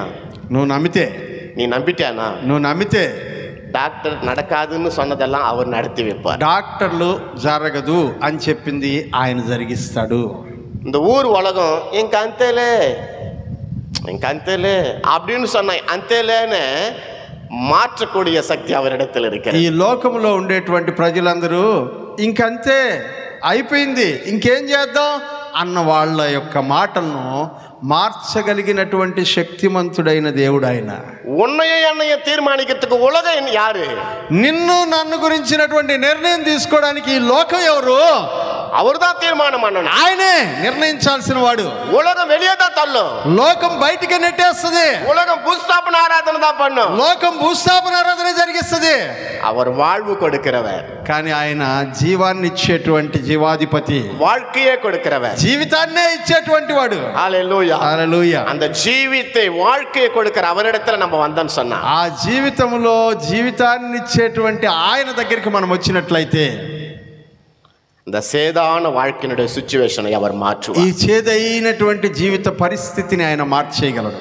ஒருத்தருக்கு கண்ணு தெரியல, ఒకటి కళ్ళు కనబడ్డంలా, பிறக்கும் போதே கண்ணு தெரியல, పుట్టేటప్పటి నుంచే గుడ్డాడు. இதை யாராவது சரி பண்ண முடியுமா? ఇంకెవరన్నా బాగు చేయగలరా? யோவான் 9ஆம் அதிகாரத்துல எல்லாரும் சொல்றாங்க, இது யார் செஞ்ச பாவம்? இவங்க அப்பா செஞ்ச பாவமா, அம்மா செஞ்ச பாவமா, இவன் ஏன் இப்படி கண்ணு தெரியாம பிறந்தான்னு பேசுறாங்க. యోహాను సువార్త 9వ అధ్యాయంలో పక్కన వాళ్ళందరూ మాట్లాడుతూ ఉన్నారు, అయ్యా ఈడు పుట్టి గుడ్డివాడిగా పుట్టడానికి ఎవరు పాపం చేశారు? వాళ్ళ తల్లిదండ్రులు పాపం చేశారా, అన్నదమ్ములు పాపం చేశారా, లేకపోతే వీడే ఏం పాపం చేసుకుని పుట్టాడు అని అడుగుతున్నారు. యేసు క్రీస్తు சொல்றாரு, యేసయ్య అంటున్నాడు, இது பாவத்தினால வந்த வியாதி கிடையாதுப்பா, ఇది పాపం వలన వచ్చిన వ్యాధి కాదు. அவர் யாரு? கர்த்தருடைய மகிமையை வெளிப்படுத்துவதற்கான வந்த வியாதின்னு சொன்னார். దేవుని మహిమను బయలుపరచడానికి వచ్చినటువంటి వ్యాధి అని చెప్పాడు. உன் வாழ்க்கை, నీ జీవితం, உன் ప్రాబ్లం, నీ సమస్య, உன் కష్టం, నీ కష్టం நீ அழுவதற்காக அல்ல, నువ్వు ఏడవడానికి కాదు, நீ வேதனைப்படுவதற்காக அல்ல, వేదన పడడానికి కాదు, தேவன் உன் வாழ்க்கையில மகிமைப்படுவதற்காக, దేవుడు నీ జీవితం ప్రకారం మహిమపరచబడ్డానికి. యోబుకు శోధన வந்தது. యోబుకు శోధనలు వచ్చాయి. శోధనే முடிவில்ல, శోధనే ముగింపు కాదు, రెండత్తనயான ఆశీర్వాదం, రెండింతల ఆశీర్వాదం. యోబు என்ன சொல்றாரு? యోబు ఏమంటున్నాడు? அவர் என்னை சோதித்த பின் நான் பொன்னாக விளங்குவேன். ఆయన నన్ను శోధించిన మీదట నేను సువర్ణముగా మారెదను. அந்த எண்ணம் அவருக்குள்ள வந்தது. ఆ ఆలోచన ఆయన మనసులోనికి వచ్చేసింది. அவர் லைஃபே గోల్డా మారిచి, ఆయన జీవితమే ధైర్యంగా మారిపోయింది. ఉనకు ఎనకు వంద శోధన, నీకు నాకు ఆ శోధన ఇటు పెట్టుకొని కూర్చోడానికి కాదు, దిగులు పడి ఇటు కూర్చోడానికి కాదు. కర్తర్ நம்முடைய வாழ்க்கையின் సిచువేషனை மாற்றுவார். దేవుడు మన జీవిత పరిస్థితులను మార్చివేయగలిగిన వాడై ఉన్నాడు. నీ నమ్మను, నువ్వు నమ్మాలి. నీ నమ్మను, నువ్వు నమ్మాలి. నీ నమ్మనియానా, నువ్వు నమ్మితే அவர் மாற்ற வல்லவர். ఆయన మార్చడానికి శక్తి గలవాడై ఉన్నాడు. కర్తర్ என்னை இங்க கொண்டு வந்து நிறுத்ததனுடைய అర్థం என்னன்னா, దేవుడు నన్ను ఇక్కడికి తీసుకొచ్చి నిలబెట్టిన వాళ్ళ అర్థం ఏంటో తెలుసా? என் பிள்ளைங்க துயரத்துல இருக்கிறாங்க, నా పిల్లలు ఇబ్బందులో ఉన్నారు, కష్టத்துல இருக்கிறாங்க, కష్టాల్లో ఉన్నారు, முடிவு தெரியாம இருக்கிறாங்க, భవిష్యత్తులో ముగింపు ఏంటో అర్థం కాకుండా ఉన్నారు, పరిహారத்தை தேடி இருக்கிறாங்க, పరిష్కారాన్ని వెతుకుతున్నారు. நீ போய் అడ్రస్ கொடுன்னு சொன்ன, నువ్వు వెళ్ళి పరిష్కారానికి చిరునామా చూపించిరా అన్నాడు. அந்த అడ్రస్ தான் நான் கொடுத்துன்னு ఆ చిరునామా నేను ఇస్తున్నాను. நம்முடைய ప్రాబ్లத்தினுடைய అడ్రస్ జీసస్ క్రైస్ట్. మన సమస్య యొక్క పరిష్కారపు చిరునామా యేసుక్రీస్తు. அந்த అడ్రస్ நம்ம வந்துட்டோம்னா, ఆ యేసుక్రీస్తు అనే చిరునామా దగ్గరికి నువ్వు వస్తే కుష్ఠరోగి నల్లాయిటాன், కుష్ఠరోగి బాగుపడ్డాడు, செத்துపోనவன் నల్లాయిటాன், చచ్చిపోయిన ముగ్గురు లేశారు, కన్ను తెలియదవன் నల్లాయిటాன், కళ్ళు కనబడినాడు చూపు పొందాడు, வாழ்க்கையை தொலைச்சவங்க எல்லாம் வாழ்க்கையை மறுபடியும் பெற்றுக்கினாங்க, జీవితాన్ని పోగొట్టుకున్న వాళ్ళందరూ తిరిగి సంపాదించుకున్నారు. உனக்கும் கொடுக்க அவர் வல்லமையுள்ளவராய் నీకు இருக்கிறார். కూడా ఇవ్వడానికి ఆయన శక్తిమంతుడై ఉన్నాడు. இன்னும் ஒருவேளை நீ ஆண்டவரை ஏத்துக்காம இருக்கிறியோ, ఇంకా నువ్వు ఒకవేళ ప్రభు దగ్గరికి రాకుండా ఉంటే, இன்னும் நீ ரட்சிக்கப்படாம இருக்கிறியோ, ఇంకా నువ్వు రక్షించబడకుండా ఉంటే, இயேசு ஏன் இந்த உலகத்துல வந்தார்? యేసే ఎందుకు ఈ లోకానికి వచ్చాడు? எதுக்கு வந்தார்? ఎందుకు వచ్చాడు? ஒரே ஒரு கேள்விக்கு ஒரே ஒரு பதில் தான். ఒకే ఒక ప్రశ్నకి ఒక జవాబే. இயேசு ஏன் வந்தார்? యేసు ఎందుకు వచ్చాడు? ஒரே பதில் தான், ఒకే జవాబు. உனக்காக, నీకోసం, உனக்காக, నీకోసం, உனக்காக, నీకోసం, எனக்காக, నా కోసం, நமக்காக, మన కోసం, நம்மை தேடிதான் அவர் வந்தார். మనల్ని వెతుక్కుంటూ వచ్చాడు ఆయన ఇక్కడికి. பரலோகத்தை விட்டுட்டார், పరలోకాన్ని వదిలిపెట్టాడు, பரலோக மகிமையை விட்டுட்டார், పరలోక మహిమను వదిలిపెట్టాడు, தெய்வத்துவத்தினுடைய சொத்துவத்தை விட்டுட்டார், దేవునితో కూడా ఉండే భాగ్యమని వదిలిపెట్టేశాడు దాన్ని. உனக்காக எனக்காக வந்தார், నీకోసం నా కోసం వచ్చాడు. உனக்காக அவர் வந்தாரு, నీకోసం ఆయన వచ్చాడు కదా, அவருக்காக நீ வர மாட்டியா? ఆయన కోసం నువ్వు రావా?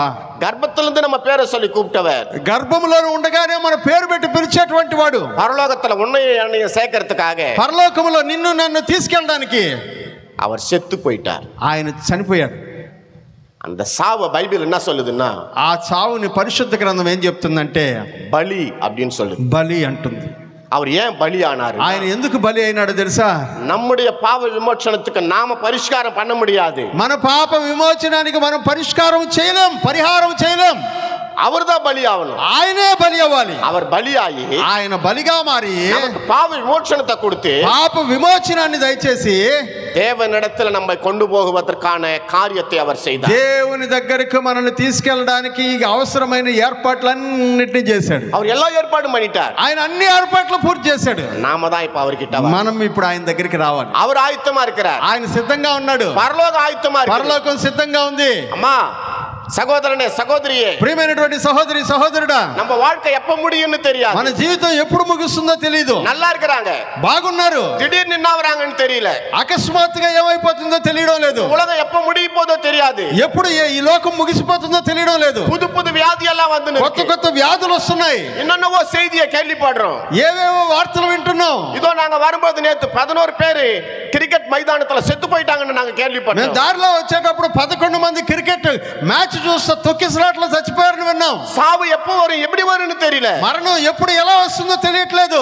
ஒருவேளை நான் செத்து போயிட்டா, ఒకవేళ నేను చనిపోతే நரகம் போயிடுவனும், నరకానికి వెళ్ళిపోతాను. நான் నరకం పోకూడదుன்றதுக்காக தான் నరకం పోకుండా ఉండడానికే యేసు என்னை రక్షింపதற்காக இந்த பூமிக்கு యేసు నన్ను రక్షించడానికి ఈ భూలోకానికి వచ్చాడు. எனக்கு நம்பிக்கை இருக்கு, నాకు నమ్మకం ఉంది. இன்னைக்கு ராத்திரி ఈ రోజు రాత్రి இந்த ஸ்டேஜ்ல நான் செத்து போயிட்டேன்னா, ఈ స్టేజ్ మీద నేను మరణిస్తే நான் நேரா பரலோகத்துக்கு నేను போயிடுவேன். నేరుగా పరలోకానికి వెళ్తాను. ஏன்னா ఎందుకంటే அவர் என்னுடைய சொந்த ரட்சகர், ఆయన నా సొంత రక్షకుడు, அவருடைய ரத்தத்தால கழுவப்பட்டிருக்கிறேன், ఆయన రక్తంతో నేను కడగబడ్డాను, அவருடைய నామముతోనాల రక్షించబట్టిருக்கிறேன், ఆయన నామములో రక్షించబడ్డాను. అమ్మ ఒకవేళ నీ రక్షించబడాలన్నా, అమ్మ ఒకవేళ నువ్వు రక్షించబడకుండా ఉంటే, యేసుక్రీస్తు ఏచుకలన్నా, ఇంకా యేసు ప్రభువుని అంగీకరించకపోతే, ఒకవేళ இந்த உலகம் முடிஞ்சிச்சுனா, ఒకవేళ ఈ లోకం ముగిసిపోతే, ఒకవేళ அவர் திரும்பி வந்துட்டாருன்னா, లేకుంటే ఆయన తొందరగా వచ్చేస్తే உன் நிலைமை என்ன ஆகுமோ, నీ జీవితం ఏమైపోతుందో. இந்த மீட்டிங் எதுக்கு தெரியுமா? ఈ మీటింగ్ ఎందుకో తెలుసా? உனக்காக தான், నీకోసమే. இந்த రక్షిப்பின் వార్తயை சொல்றதுக்காக ఈ தான், రక్షణ సువార్త చెప్పడానికే.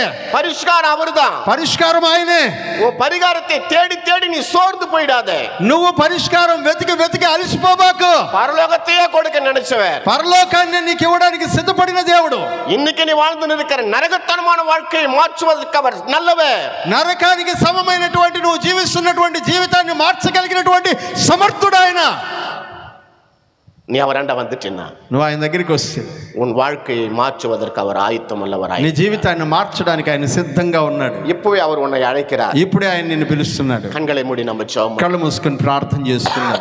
எல்லாரும் కண்களை మూడి జెబం. అందరి కళ్ళు మూయండి, తలలో ఉంచండి. మోకరించగలిగే శక్తి ఉన్నటువంటి వారు మోకరించండి, మోకరించలేని వాళ్ళు కూర్చోండి. இந்த கூட்டம் உனக்காக தான், ఈ కూడిక నీకోసమే. ஆண்டவர் உன்னோடு கூட பேசுகிறார். దేవుడు నీతో మాట్లాడుతున్నాడు. உனக்காக தான் நான் பிறந்தேன், నీకోసమే నేను ఈ లోకంలో పుట్టింది, உனக்காக தான் நான் வாழ்ந்தேன், నీకోసమే నేను బ్రతికింది.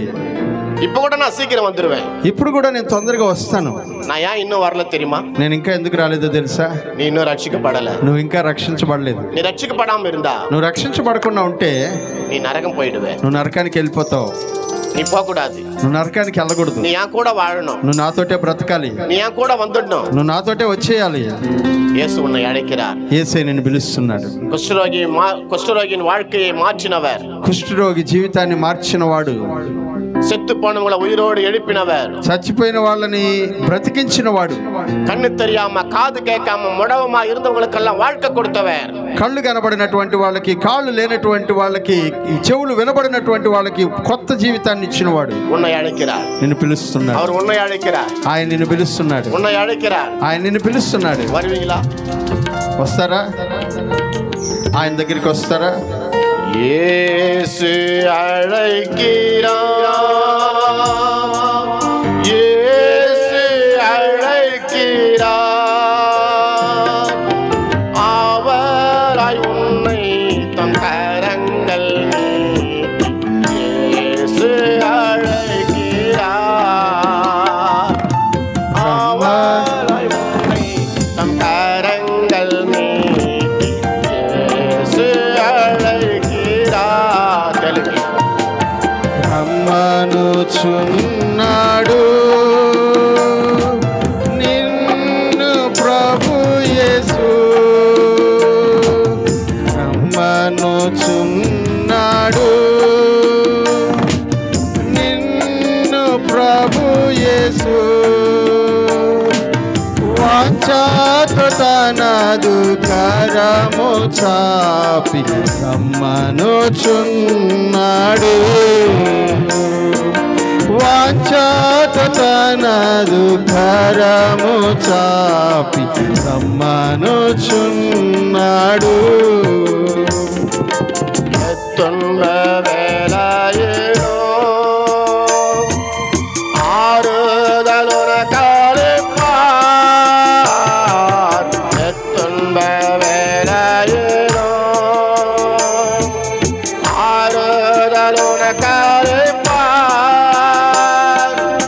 இழந்து போன உன்னையை மீட்க இன்றே அவர் உன்னை அழைக்கின்றாரே, இழந்து போன உன்னையை மீட்க இன்றே அவர் உன்னை அழைக்கின்றாரே. రమ్మనుచున్నాడు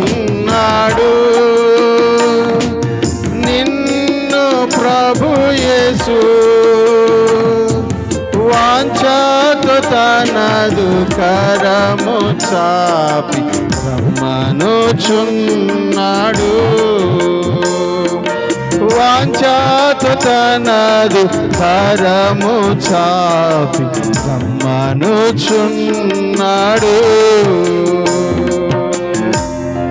ప్రియమైనటువంటి సహోదరులు, ప్రియమైనటువంటి సహోదరుడు, యవనస్తుడా, యవన సహోదరి, నువ్వు ఏ స్థితిలో ఉన్నా కూడా యేసయ్య నిన్ను పిలుస్తూ ఉన్నాడు, రమ్మంటున్నాడు. నా దగ్గరికి రా, నేను నీకు సమాధానం ఇస్తాను.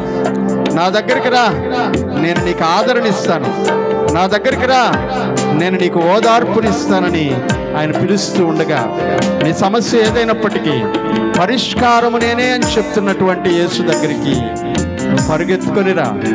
వచ్చినటువంటి నిన్ను ఆయన ఒట్టి చేతులతో పంపేటువంటి వాడు కాదు. నీ యొక్క ఇష్ట ప్రకారము నీకు పరిష్కారము దయచేసి పంపించేటువంటి ఆ యేసు వద్దకు రమ్మని ఈ రాత్రి సమయంలో నిన్ను బ్రతిమిలాడుతూ ఉన్నాడు. నేను ఆయన పక్షముగా నిన్ను బ్రతిమిలాడుతూ ఉన్నాను. ఆయన దగ్గరికి రా. ప్రార్థన చేసుకుందాం. మమ్మల్ని మిక్కిలిగా ప్రేమించిన మా పరలోకపు తండ్రి, పరిశుద్ధుడు పరిశుద్ధుడు పరిశుద్ధుడు, నిత్యము దేవదూతల మధ్య స్తుతింపబడుచున్న మహాగణుడా, మహోన్నతుడా, భూమి ఆకాశములు సూర్య చంద్ర నక్షత్రాలు సమస్తములు సృష్టించిన మా సృష్టికర్త అయిన దేవా, ఈ దినము నాయనా ప్రభా, ఇదిగో నీ దాసుడు నాయన జ్ఞానశేఖరు దైవజనుల ద్వారా ప్రభా మీరు మాట్లాడిన ప్రతి మాట ఎంతో విలువైనది, బలమైనది, శక్తి కలిగినది. చనిపోయిన వారిని లేపగలిగిన మాట దేవా, రోగంతో చచ్చిపోయిన శరీరాన్ని ప్రభా తండ్రి నైనా బ్రతికించిన మాట నైనా, పాపికి రక్షణ కలిగించే మాట, విలువైన మాట నైనా ప్రభా తండ్రి నైనా, మంచి మాట నైనా ప్రభా, నువ్వు మంచి దేవుడు గనుక ప్రభా తండ్రి దేవా, మంచి మాటలు ప్రభా తండ్రి దాసులతో మాట్లాడుండగా చేరి వచ్చిన ప్రతి బిడ్డను ప్రభా తండ్రి నైనా, ఈ దినమునైనా నీ వాక్యం విన్న ప్రతి ఒక్కరిని ప్రభా మీరు స్పందించండి ప్రభా, వారితో మీరు మాట్లాడండి ప్రభా తండ్రి, వారితోనైనా ప్రభా ఈ దినమేనైనా ప్రభా వారి పాపాలు నైనా ప్రభా క్షమించండి ప్రభా తండ్రి. ఈ మైకి శబ్దం ద్వారా అందరూ వింటున్నారు, వారందరి హృదయాలు కదిలించి ప్రభా తండ్రి, యేసు నిజమైన దేవుడు, యేసు మంచివాడు, యేసు రక్షకుడు, యేసు మన పాపములను కడిగి పవిత్రపరిచిన దేవుడని ప్రభా అందరూ నమ్మి విశ్వాసం ఉంచినైనా ప్రభా తండ్రి నైనా ఈ నామమును గణపరిచే భాగ్యం దయచేసి కాపాడమని, ఈ మైకి శబ్దం ద్వారా విన్న ప్రతి ఒక్కరిని ప్రభా తండ్రి బలపరచమని, ఇంకా ముందున్న కార్యక్రమం అంతటిని మీరు నడిపించమని యేసు నామమును బట్టి ప్రార్థించి వేడుకుంటున్నాం తండ్రి. ఆమేన్.